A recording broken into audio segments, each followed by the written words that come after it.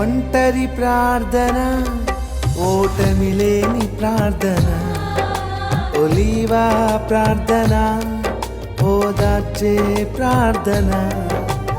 ఒంటరి ప్రార్థన, ఓటమి లేని ప్రార్థన, ఒలీవా ప్రార్థన, ఓదార్చే ప్రార్థన.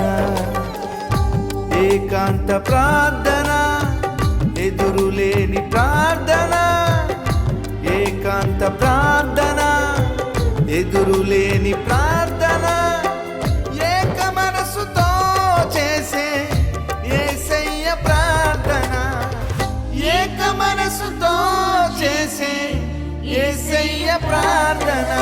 ప్రార్థన